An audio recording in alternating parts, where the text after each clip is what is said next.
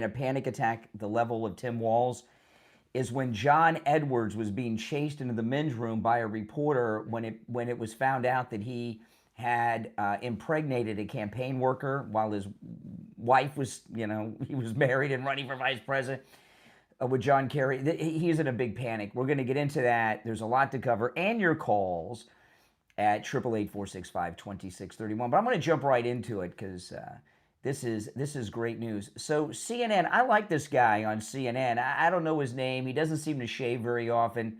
He doesn't like ties, and his suits are very tight. But with all that, he always has good, accurate poll numbers for the President of the United States, Donald John Trump. And listen to this. President Trump, what I have in the title and thumbnail on YouTube is not clickbait. I do not do clickbait, okay? President Trump has an approval rating of 94%. I'm not kidding. Listen.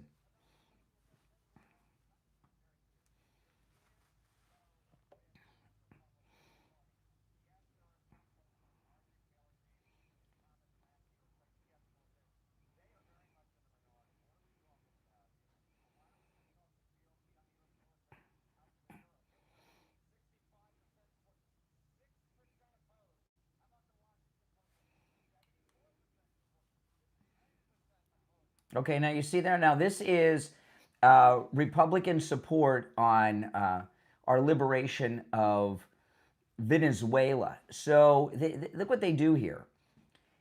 The Washington Post, which is a deep state CIA newspaper, I talk about that a lot, right? They hate Trump like the plague. They're not ashamed of being Democrats. They brag about it. So they've got support in a post. 74% they have is supporting. 10% say that they oppose. Well, wait a minute. That leaves more. Where's the rest? So the president has a 94% approval rating. And if you look over here at the Ipsos poll, it's also great numbers. The president's approval rating is at numbers we've never seen before. It is absolutely amazing. And, the President Trump's approval, we're starting to actually see accurate polls now.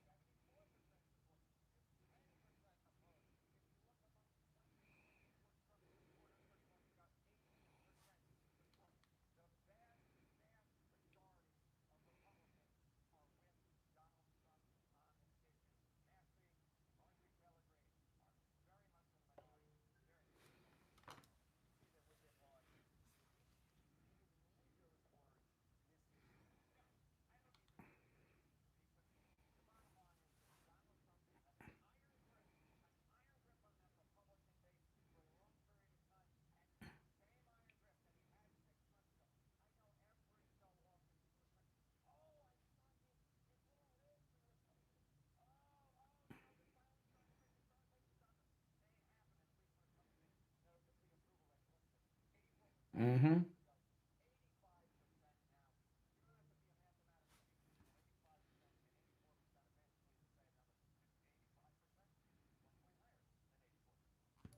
Okay, I mean, he basically has almost a 100% approval rating among Republicans. And for those of you who say, well, wait a minute, that's just Republicans. Yeah, well, who cares? The Democrats, they're not voting for him. So what they think about President Trump doesn't really matter since they're going to vote Democrat anyway. So when it comes to the polls, I only look at the polls that show what Republicans think. And there's no poll that has the president under 85% support. That's amazing. And, when you're talking about 100% of Republicans, you got a lot of rhinos and Bush people in that. So, I mean, this is absolutely amazing. So, yeah, don't matter. These other polls, they sample Democrats, they oversample Democrats. It doesn't matter what Democrats think. They don't vote for Republicans. So we're in really a great time right now.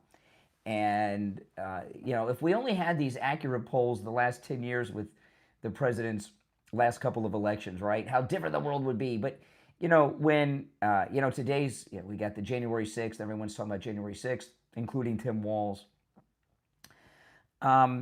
When the Otto-Pen administration took over of Joe Biden's, I told you guys that were listening to me then, I said, listen, Trump's going to come back in 4 years.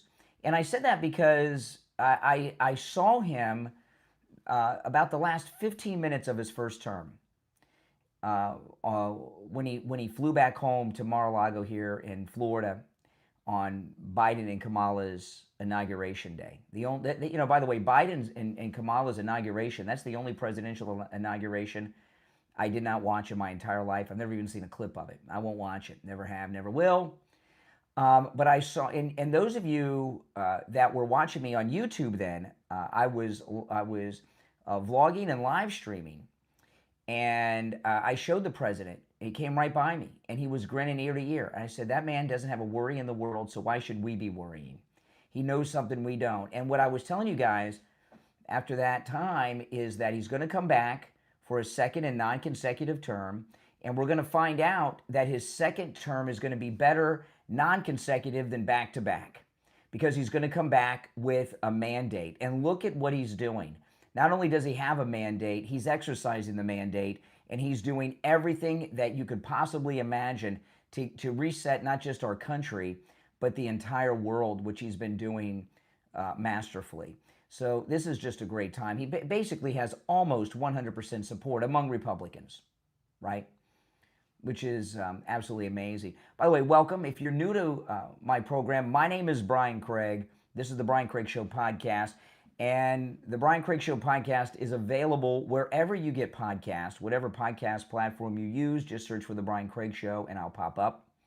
If you want to catch the podcast in video form and live when you hear me taking calls, that's on YouTube and YouTube Music. Just on YouTube, search the Brian Craig Show and I'll pop right up. All right, so Tim Walz is freaking out. And, yesterday he dropped out of the governor's race. And today, between yesterday and today, he looks like he's lost about 15, 20 pounds. He is going through major anxiety, major panic attacks, major worry, major depression. And he's really, what he's doing is he's running scared. Let me play a little bit of Tim Walz today. Here's the first clip. Listen to this. And by the way, they've sent... President Trump has sent, there are over 2,000 federal agents in Minnesota, in Minneapolis, looking into the Democrat-led Somali childless child care scandal. All right, look and listen to Tim Walz here. Does this man sound sane? Is he fit to be governor?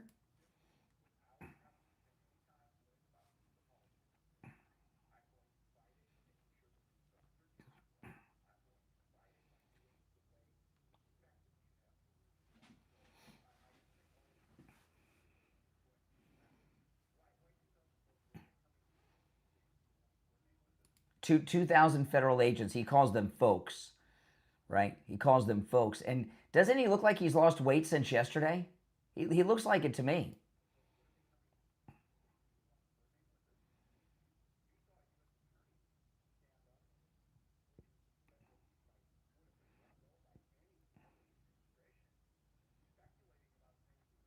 Yep.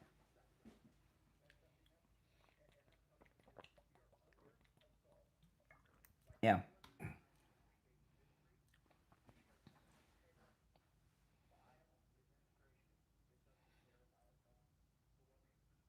But really, all of a sudden, he's not mentioning Somalians, immigrants.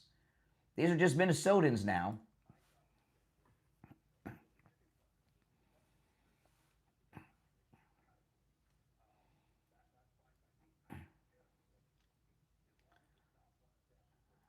Uh.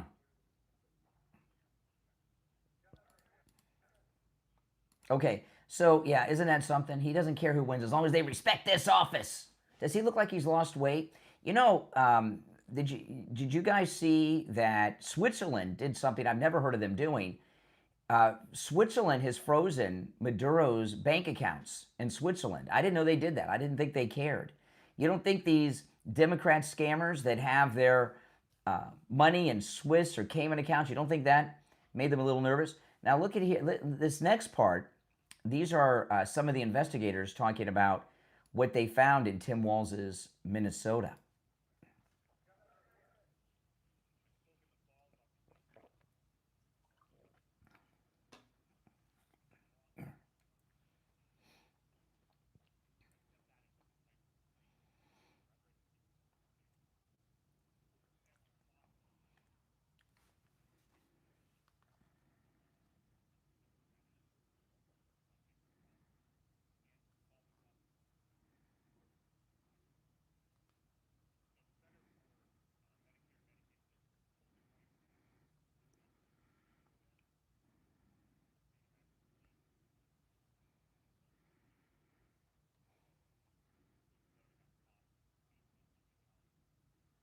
$18 billion.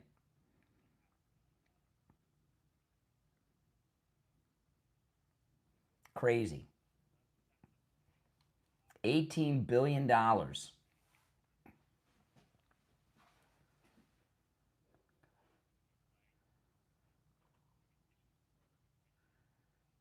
Wow, that's amazing. $18 billion. Now, I know this has been a while, but I remember when the first space shuttle launched, the Columbia, and I remember how much it cost when it launched, $2 billion. And I remember there was a new aircraft carrier built when I was a kid. It was like a big, like one of the first super carriers. It cost $1 billion. I mean, think about it. Think about it. The Somalis, working with their Democrat allies, have stolen enough money just in Minnesota on Medicaid for 9 space shuttles or 18 aircraft carriers. Think about that. That's how much money they've taken. You know, there's certain amounts of money that, and $18 billion is an example of it. It's too much money for the human mind to be able to comprehend. It's so much money, we cannot wrap our head around it as to how much money it is, right? But it's a lot, and they got caught. And I've been talking about this since Nick Shirley dropped his incredible reporting. And what I've been saying is this: I think that this Medicaid fraud system that Nick Shirley exposed in Minnesota is why they picked Tim Walz to run with Kamala Harris as vice president.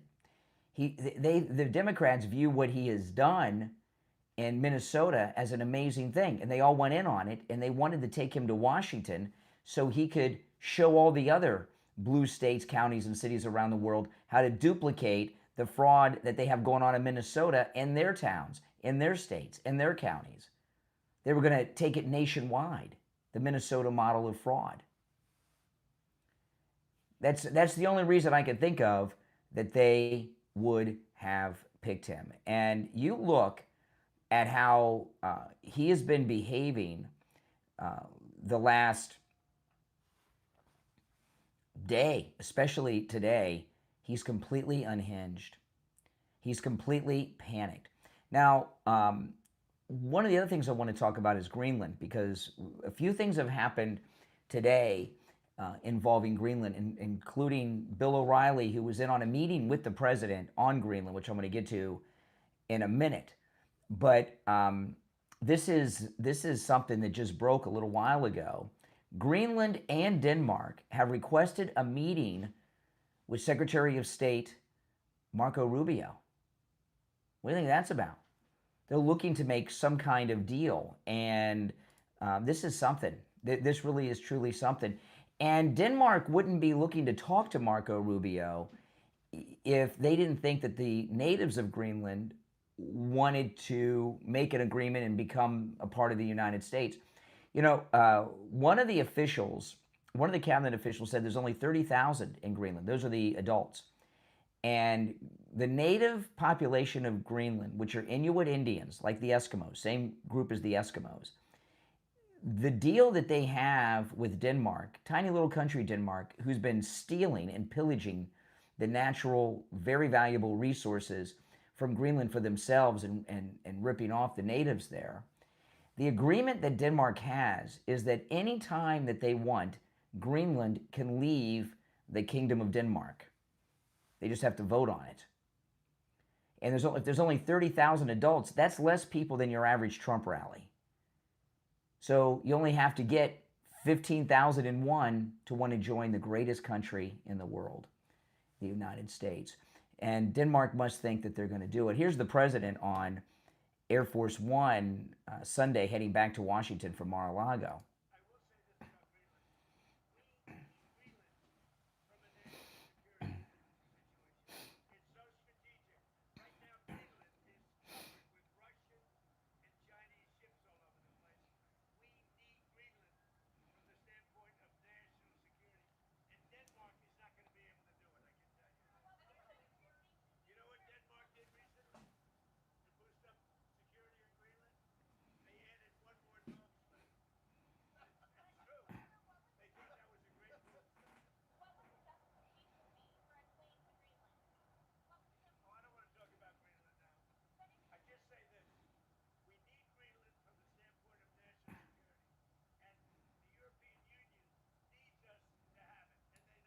Yeah.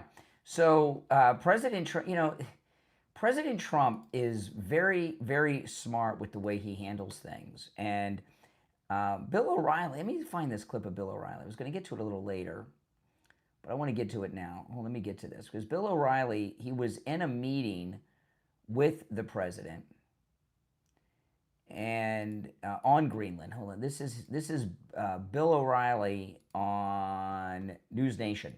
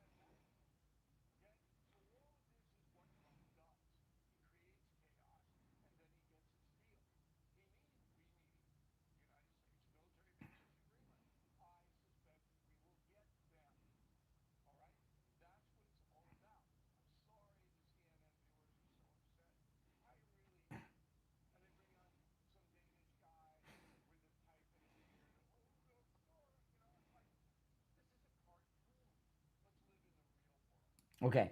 And, President Trump, if you follow President Trump, or if you just go and read Art of the Deal, which, it spells out everything. Whenever you see Trump with any negotiation, he always says he wants a lot more than he plans on getting and a lot more than he really wants. So when the other side makes a counter offer that is much less than what he's asking, he asks for so much more than he wants, he still comes out ahead. Right? Like when he was dealing with Pelosi and Schumer in his first term with the wall funding, he was asking for, I can't remember what it was, like $12 billion or something, and they ended up giving him $8 billion. He only wanted $3 billion. So he got more than twice what he wanted, but they thought that they won something. So there's a panic going on in Europe. In Europe, they're talking about expelling the United States from NATO if President Trump seizes Greenland in all of this. Well, look at this. They're looking to make a deal with Greenland, and we have a protectorate agreement with some other places like around the world that are not a part of the United States, and they're looking to make a permanent long-term agreement where Greenland will be independent, but we're going to have a connection. They're going to be part of the protection of the United States. They won't, and there's going to be a lot of benefits because they're going to get the money from their resources that Denmark's been ripping them off. He's not planning on seizing Greenland. He's not planning on conquering Greenland. I don't even think he's going to go for the vote to join the United States. He's going to come to an agreement with the governor of Greenland and the people that are there. Well, they'll be an independent nation under the protection of the United States. They'll be like a territory of the United States, but they'll be self-ruling. Okay, almost kind of like very similar to the Commonwealth with England, except they're not going to have to pay us dues, right? They're going to be making money. So that's what he's going to do, and that's what he wants. And this is an absolutely amazing thing. And you know, right now, all these liberals who are panicking, right? You know, about us taking Green. Oh, it's unconstitutional. It's imperialism. He's conquering lands, you know, and all this stuff. Nothing could be further from the truth. But the reality is this, that China and Russia are already operating in Greenland waters. Denmark can't do anything to stop them. They're a tiny little country. You know, if the lights went out in Denmark, how long would it be before anybody noticed in the world? No one would even notice. They're not players in the world. Maybe they never were, but certainly haven't been for a long time. You know, they're an insignificant little country, Denmark. It's basically just a tourist trap for some tourists. They stop in for a day when they're off to somewhere else on a European vacation, okay? They're not world players, and they're going to lose this one because there's a major threat coming from Russia and China that are operating in and around Greenland right now as we speak. They've been operating there for years, and Trump wants the control to kick them out, which is a security threat to the United States, to Canada, and Europe. And it's going to happen. And, you know, he's asking for so much more, not just so when they make concessions, he'll still get more than he wants. And you can see these emergency meetings that they're calling, that Denmark and Greenland are calling with Marco Rubio. Something's in play here, right? But this is going to happen, and it's this year, 2026, is going to be it's a midterm election year like no other. One of the major issues is going to be this fraud in Minnesota. And Greenland very well may become a protectorate of the United States before the end of this year. You know, that military operation in Venezuela, showing our advanced military, where we defeated the most advanced weaponry that China, Russia, and Iran had, that was operating down there in Venezuela. The rest of the world's panicked right now. They didn't realize how advanced and powerful the United States is. And that President Trump is well prepared to use whatever force he has to use. So he's going to get what he wants. And you know what? That's a good thing. Okay? If you're an American, this is a good thing. All right. Now, if you'd like to call in, I got a lot to cover. I'm going to take a break, and then I'm going to get into some other topics. And I've got some more on Tim Walz that I want to share too after the break. But if you'd like to call in, the number's toll free, 888-465-2631. We'll be right back.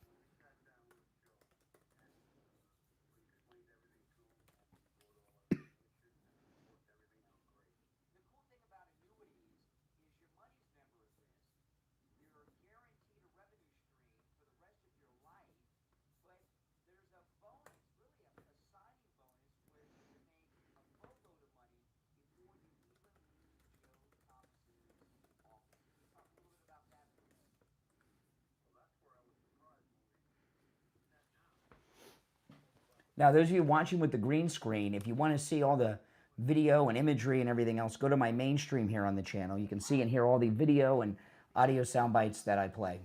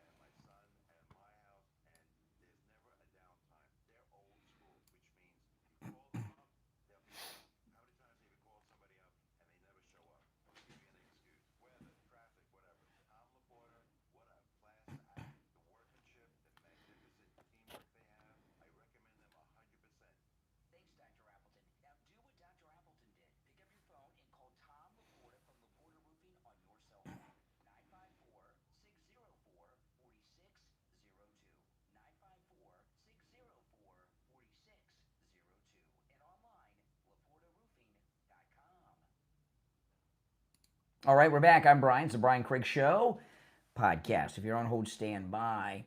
Yeah, the Speaker of the House really dropped a big one just a bit ago, and I'll share that with you. And I just was thinking, Steve Scalise is standing behind, and Steve Scalise, he's another Republican shot by a Democrat, right? Like Charlie Kirk, like President Trump, the Democrat that attacked J.D. Vance's home the night before, well, early yesterday morning. And Steve Scalise shot by a Bernie Sanders campaign worker. I tell you. That's how the Democrats are. Terrible people.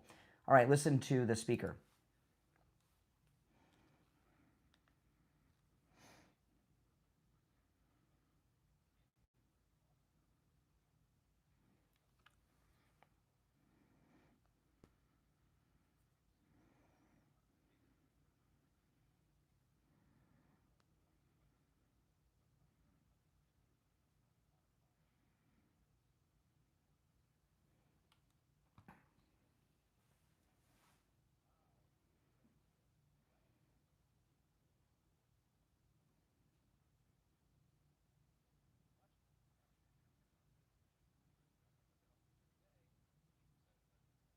Okay, so these executive orders, this is a absolute amazing thing. These executive orders are going to be made, codify means they're going to be made law. So they're going to be the law of the land, the executive orders. And he has signed some good ones, hasn't he? Oh boy, they're all good, and he really signs them. Did you see that speech he gave today? It was like, I couldn't believe it. It was a great one. And he was talking about how you could tell the difference between the real signature and the auto pen with the two dots. It was pretty cool. All right, let's go. You're on the air. What's your name? Where are you calling from? Afternoon, Brian. Stopper 9 out of California. Hey, what's up? I am ecstatic once again. Each day just seems to get better and better. I just wanted to take a minute to thank you because I've been listening to your channel for a while, and I've been listening to the advice of your metals guy.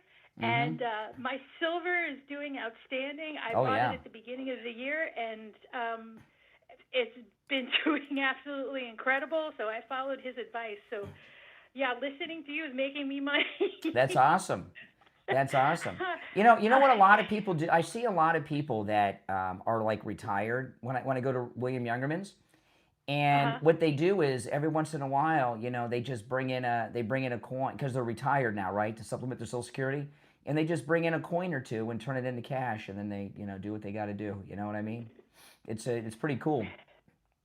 It's a great thing to see that our metals are once again having some real strong value. Mm-hmm. So yeah, it's fantastic. I was listening to our president earlier today while he was having a discussion with the GOP, and basically, hopefully, lighting a fire underneath them in regards to this upcoming midterm. And I am very, very, very hopeful. I have no idea why anybody would be able to rationalize voting for another party that is not the party that is standing behind our current president. Mm-hmm. With all of the issues, specifically of fraud, specifically in my state, I am looking forward to it being an extremely competitive race, and one that I'm hoping comes true, that California is going to end up turning red. Well, a lot of the country is a lot more red than people realize. There's so few Democrats left. There really are not that many.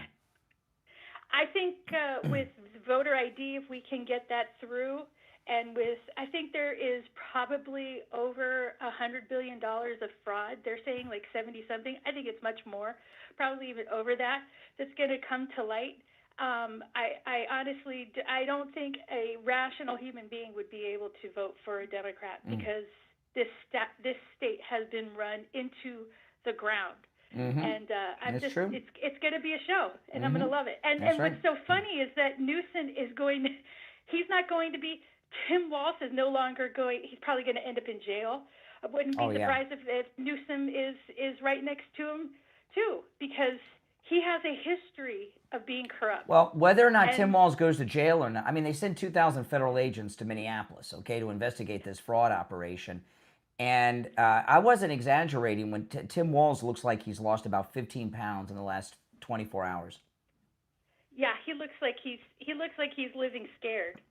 Well, and, because he's a, here's the thing about criminals.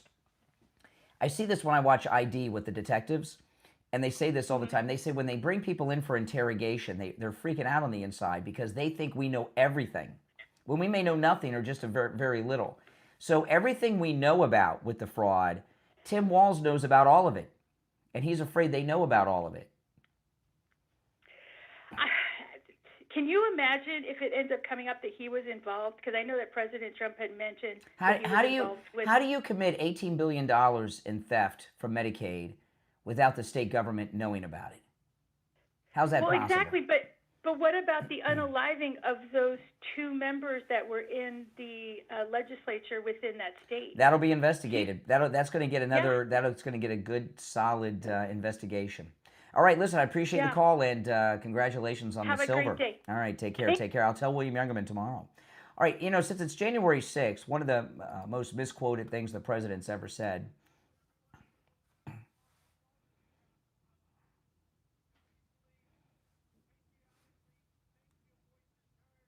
Peacefully and patriotically. Peacefully. They always cut that part out, don't they? Absolutely they do, because it doesn't fit their narrative. They want, and the sad thing about that is that, and this is really an upsetting thing when it comes to January 6th. The news media spent 4 or 5 years with that edited video of President Trump and putting everything out with the wrong conclusions and everything, that the historical record may record the liberal lie about January 6th as opposed to what really happened. That's why it's so important for all of us to speak about it and cover it, and for the president to talk about it. That's why he talks about it so much. In every speech, he references it pretty much, doesn't he?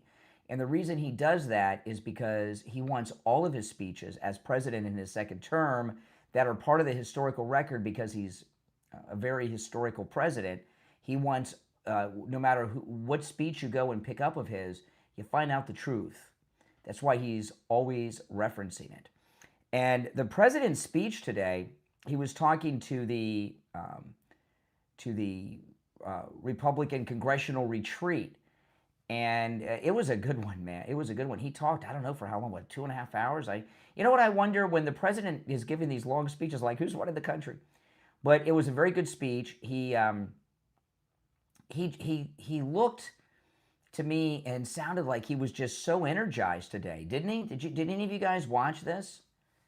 He was so full of energy and just so excited about everything that's going on, because so much good is happening. And over on the War Room, Steve Bannon was commenting on it.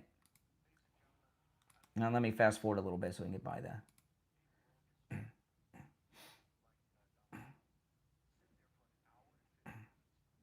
Hour and 50 minutes.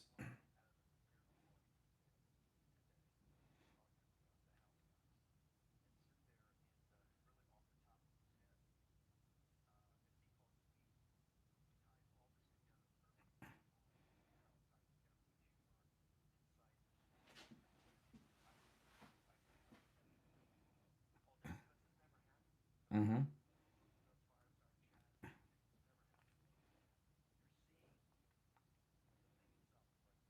Mm-hmm.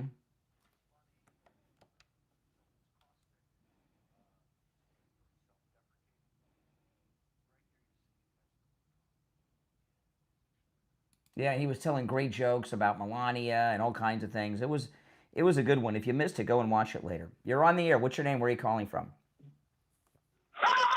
Yeah, okay. Appreciate it.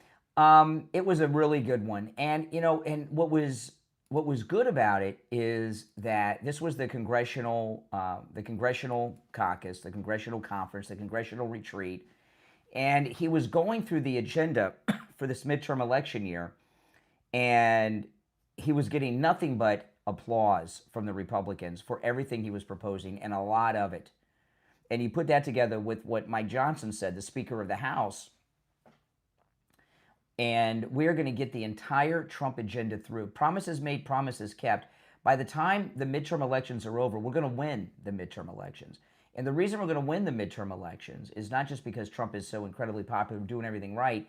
We're united, contrary to them telling us that we are not united. Now, here's again a very bizarre Tim Walz today.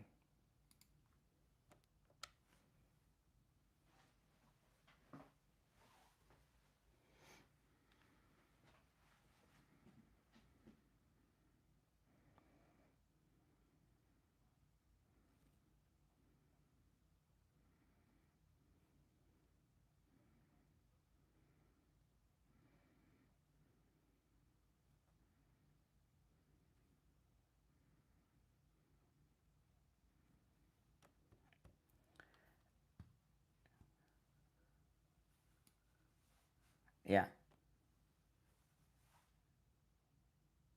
I'm not going anywhere, as if it's up to him, right? You know, see how skinny he is there? And let me reduce the size of this for you guys watching. Look at his hair. His hair, I know he doesn't have a lot of it on the top of his head, but his hair is unkempt. You can tell he's lost weight, not just because his face and neck are thinner, but look how baggy his suit is. He is in a real state of freak out. And you know what? I would say based on the way that Tim Walz is reacting right now and the way that he looks, I would say that we have maybe an 80% chance of him getting arrested and going to jail, maybe even greater, because Tim Walz, he thinks there's about a 95% chance that he's going to get arrested. You can tell by the way he's acting.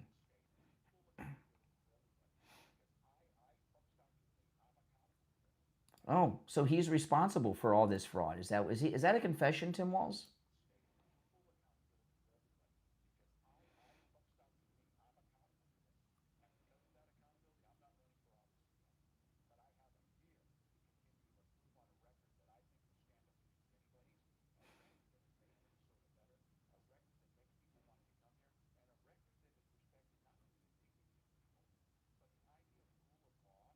Well, I will agree. He's going to have a record, quite possibly a criminal record.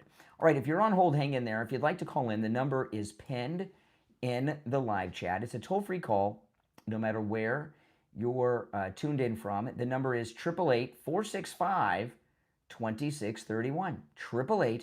888-465-2631. We'll be right back.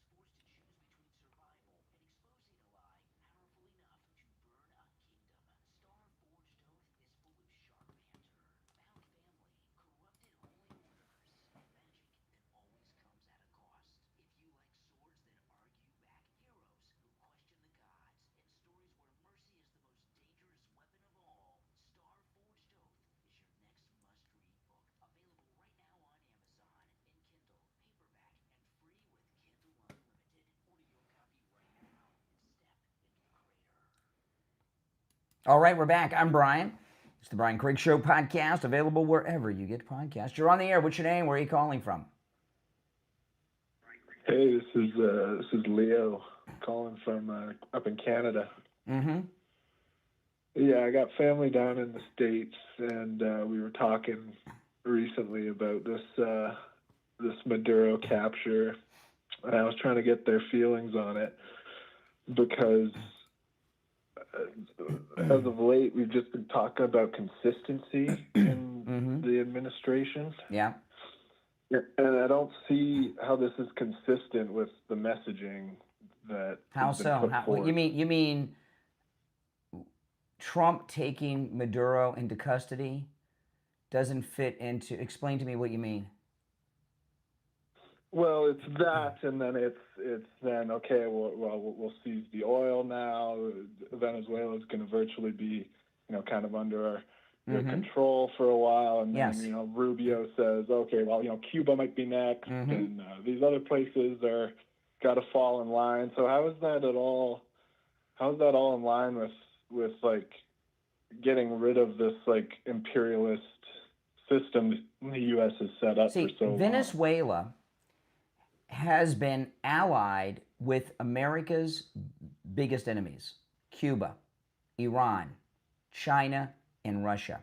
They've all been operating in Venezuela, okay?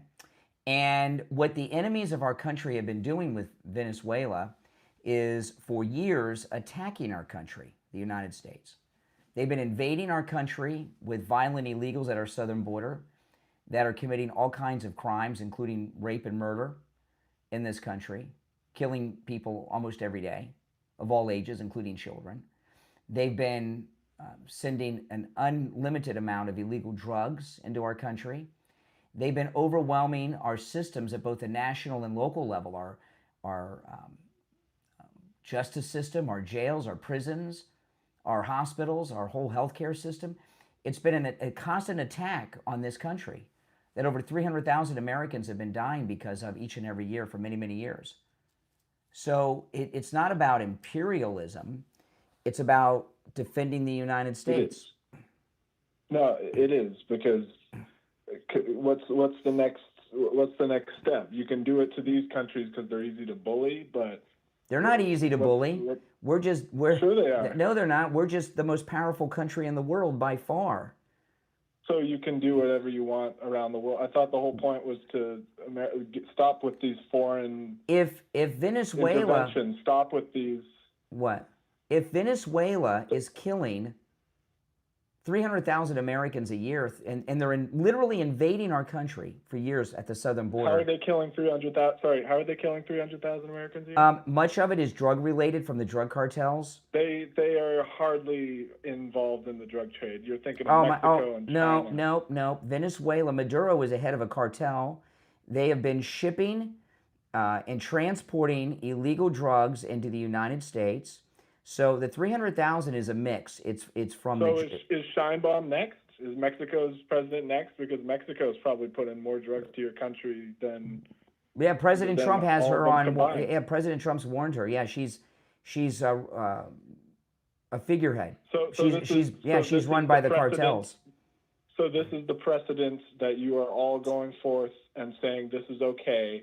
We'll seize any president, any official that we deem an enemy of the state. We'll pardon the ones. These people they're attacking the United States and killing our people. Okay, so nothing's changed really in the U.S. No, a lot has changed. American lives. American lives. No, excuse me. American lives by the tens of thousands are being saved for every year going forward, forever. Millions of people's lives will be forever. saved. I think you underestimate the willpower of the American people. If they don't get their drugs elsewhere, they're happy to manufacture it themselves. You're calling from Canada. President Trump said on Saturday at his press conference about Maduro that most of the illegal drugs coming into the country today are coming from Canada. Oh, so we're next then? Maybe. maybe. Yeah. Yeah, well, your country is allowing again, the importation of illegal. No, it's called protection. self-defense. What are we supposed to let? We're supposed to let Canada and Latin America kill our people and bring drugs into our country that are killing people? Then we're supposed to just take that? Why? Why can't we defend ourselves? That's not. Explain that to me. Why are we not allowed to defend ourselves? You've lost the plot, man. No, I haven't lost the plot. This is so far fucking gone from the initial. Well, see, I'm glad that you're not approving. This is the thing that people in other countries don't understand, whether it's Canada or Europe. Americans, we don't care what people in other countries think about us or our country. We don't care. Evidently, yeah, I know. Why should we? Canada. Yeah, no, I'm not telling you. I'm not telling you to give a shit about what other countries think, but yeah. I mean, this is potential irreparable harm that you're causing with the facade of we're saving lives. We are. You are causing fucking instability. No, we're bringing stability to the Western Hemisphere. And when President Trump takes Greenland, your country, Canada, is going to be a lot safer too once the United States takes Greenland. Maduro has been taken for, I don't know, like 5 days now or some less. But so we'll see how well that stability already really plays what out. President Trump has done already, that illegal drugs coming into the United States by sea from Latin America is down 97%.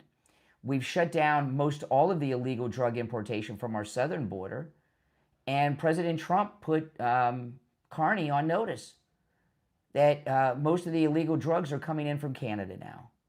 I mean, how do you feel about that your country is importing illegal drugs, heroin, fentanyl, cocaine, into the United States? What's the matter? Everything we've done for Canada? Why are you doing that to us up there? I mean, you guys are the main importer of legal guns into our country, so I mean, it's tit for tat. We don't import illegal guns into your country. Oh, but okay, so then Canadians don't import illegal drugs to your country. It's select. Canada doesn't do anything to stop it. We have strict laws on guns in this country. Very strict laws. Yeah, okay. You just can't go and buy a gun and walk out with it, except in some unusual circumstances. If I went to a gun store, I couldn't walk out with a gun today. Yeah, well, we have gun laws here too, but illegal guns are pouring in from your border into our country as well. Okay, so, well, whatever. Would that give Carney grounds to pluck Trump out of the White House? I'd like to see him try. Well, see, okay, so that's the thing. This is might equals right, because you have the power, right. You have the ability. That's right. And that's not how law works. Sorry to say. Donald Trump is the law of the world. We're the leader of the world. So there you go. So this is not about any basis of moral justice. No, this country, the United States. My big guy has the biggest gun. He can do what he wants because he writes. What he is doing, what Donald Trump is doing. Let me tell you what he's doing. Okay, I'll be more serious about it. I'm just having fun with you. President Trump has put together already an alliance of Latin American nations in both Central and South America that are allied with the United States, okay? El Salvador, Honduras, Argentina, and Chile all have MAGA leadership recently elected. Now we've got Venezuela. So they're getting fat stacks from Trump, that's why. Now we've got Venezuela. So President Trump has put together, we've got an alliance of 5 major nations in Latin America. It's not a major nation. Sorry to break it to you. In that neck of the woods, they are, and they're doing us great favors by housing these scumbag terrorists in their prisons down there. They're a very important ally of the United States. So we've got this alliance of 5 countries already. Garcia? The fake Maryland man? Yeah. What about him? Yeah, like you mean like he got. And then the press was we've got a bunch of liberal Democrat judges that have some fetish for this guy, and they keep letting him out of jail. That's okay. He can go make his TikToks. Okay, but so if Trump, but if Trump's the law, right? So he should just not pay attention to what judges have to say, right? The president of the United States does not answer to federal judges. They're not his No, supervisor. not even the Supreme Court. Supreme Court's a little different. Supreme Court doesn't boss the president doesn't answer to the Supreme Court. The Supreme Court decides whether or not something is constitutional or not. Yeah. And then what can happen is if Trump does something unconstitutional, then he's disobeying. He does not only the Constitution, but what the Supreme Court is deeming constitutional. Well, he hasn't. The Supreme Court's ruled on his side on everything. Okay. Hey, listen, I'm going to run, but I appreciate the call. All right, take care. Appreciate the call. You know, I feel bad for those of you that aren't Americans. You know, it's pretty cool living in the most powerful country in the world. But I want to talk seriously about what I was talking to this Canadian guy about. The biggest threats to the United States have been coming from Latin America. President Trump's put this alliance together already in this first year of 5 nations, including Venezuela, that are allied with the United States, and more countries are going to come in on our side. Cuba is going to fall. It's going to fall soon because Cuba is on life support. They've only maintained power because of the free oil that they've been stealing from Venezuela. The oil is cut off. They don't have enough already to power their electricity all day and all night like we do in modern countries. So Cuba is going to be without electricity real quick. That country is going to fall. The communists are going to fall there. And the biggest problems that this country has had are Latin America bringing drugs, bringing people, bringing criminals, killing our people. And they've had the backing of China, Russia, Iran, and a couple of others, including Hezbollah and such, to weaken the United States so that these other countries could run around and commit havoc. And now the United States is back with a real leader, and there's a reset going on. This military action in Venezuela served many that have been talked about. But the other thing that's very important to understand, I talked about this on the program this morning and on yesterday's podcast, but I want to talk to you about it again. A lot of information has been declassified already about the Venezuelan operation. We hit them. They knew we were coming because we've had the fleet there and we've been flying F-16s over Venezuela for weeks. They didn't get a shot off. No American was killed, no equipment lost. And what we did is we attacked. The first wave of attack came from stealth fighters. I believe they're F-35s, flying out of an Air Force base we have in Puerto Rico. The radar system we took out first. That was a Chinese radar system, the most advanced radar that the Chinese have. Their anti-aircraft batteries were the most advanced Russian anti-aircraft batteries that Russia has. We took them out. Their other line of defense were drones that were the most high-tech, advanced Iranian defensive drones. Nothing of that. They were all of the people at the anti-aircraft batteries, the Chinese radar people. They don't even know that there was an attack on Venezuela. They were vaporized by the F-35 American stealth fighters before they even knew what happened. And Russia, in their invasion, they took Crimea when Obama was president. They went into Ukraine when Biden was president. China's been moving around, threatening Taiwan and doing all this crap. Donald Trump in this action in Venezuela early Saturday morning defeated the most advanced weapons technology of China, Russia, and Iran.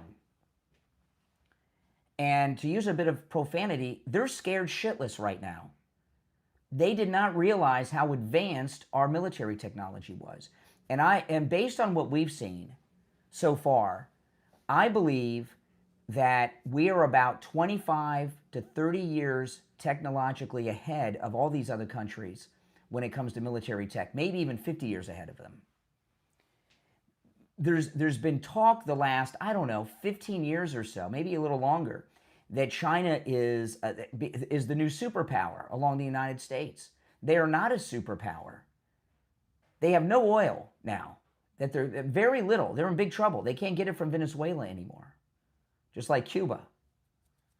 Their most advanced weapons system failed to an American attack. And I bet you that it was Chinese people operating the Chinese radar, Russians operating the Russian anti-aircraft, not Venezuelans, and Iranians manning the drones. And we took them all out, which means we killed Chinese, Russian, and Iranians probably, at least Russian and Chinese in that attack. And they didn't even know what happened. If you remember when Biden was president, look what the Chinese were doing. They were flying that damn balloon around like they owned the world.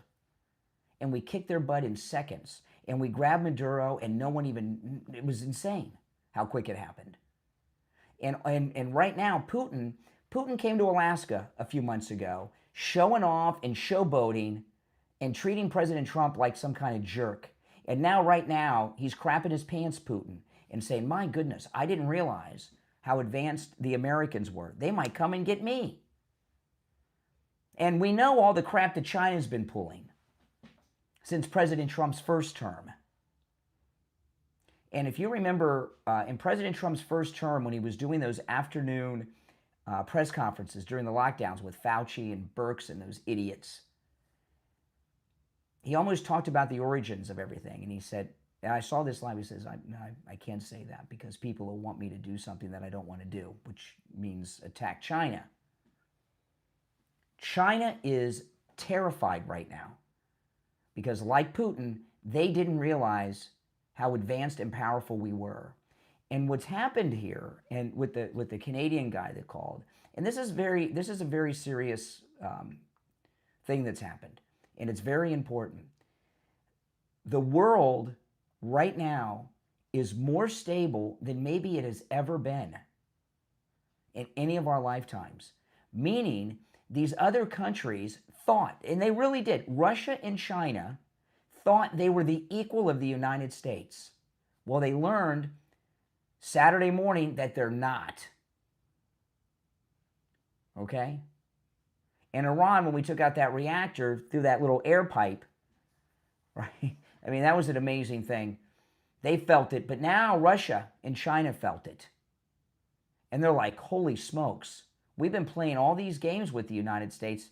How have they not blown us up? They're not our equal. They're nowhere near our equal. And quite frankly, the Russians and the Chinese, they might as well be flying biplanes and dirigibles with as advanced as we are against them. So what's going to happen now is these countries are going to stop acting up, and they're going to start acting respectful to the United States because they don't want to get snatched in the middle of the night.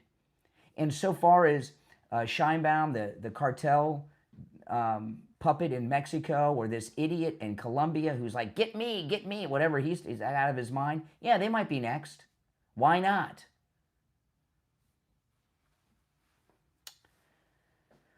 Boy, oh boy. If you're new to the program, make sure that you subscribe. And, you know, you guys, I started asking you guys to do this over the weekend, and I want to thank you. You guys have. A lot of you have been doing this, joining my marketing team. And what my marketing team is simply you taking the link to this program and sharing it on your social media and inviting your friends and followers to check out the show. And I know a lot of you have been doing that. Thank you so much for doing that. You know, I don't have a marketing budget or anything. I've got you good people, and I want to thank you for doing that. And if you could please continue to do that, you can, of course, grow the reach of the program, and I'll be forever grateful. All right, let's take another call or two. You're on the air. What's your name? Where are you calling from? This is Mike from Louisiana. Hey, Mike. You know, Xi must be, like you say, crapping his pants right now because he's been saber-rattling for a long time. You better not come here and defend Taiwan, right? You know, and he must be crapping his pants because he now knows that if we want to go and get him, we can. Mm-hmm. That's right. That's right. You know? All right, Mike, I appreciate the call. Not to cut you off, but we got some sad and breaking news, and it's Michael Reagan has passed away, Michael Reagan is the son of President Reagan and, I just forgot her name, I have it on the tip of my tongue, President Reagan's first wife, Jane Wyman. Jane Wyman and Ronald Reagan were Michael Reagan's parents, not Nancy. And Michael Reagan was a pretty good guy. His brother Ron Reagan Jr., liberal jerk, probably still is, but always liked Michael Reagan, and it's sad to hear about the passing of Michael Reagan. He used to tell great stories about his dad because he was the oldest, because Jane Wyman, his mother, and I just saw Jane Wyman. My wife and I a few days ago.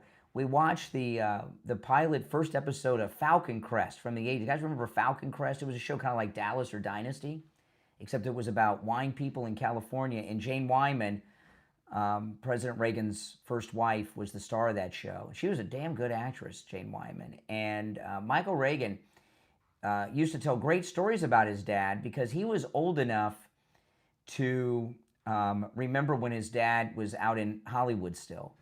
And I remember him telling this story, Michael Reagan, about his dad talking about why he became a Republican. Because if you remember, President Reagan was a Democrat.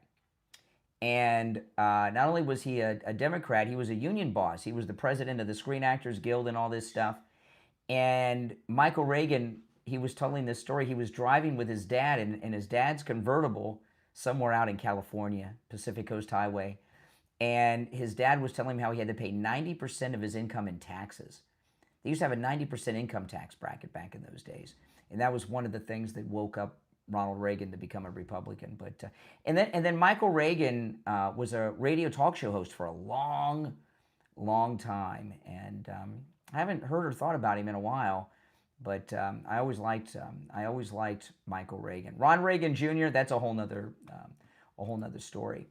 Now, if you'd like to support my program, become a Patreon supporter. Now, remember, if you're a Patreon supporter, you get access to commercial-free editions of all my podcast episodes that are available to Patreon supporters on the Patreon platform.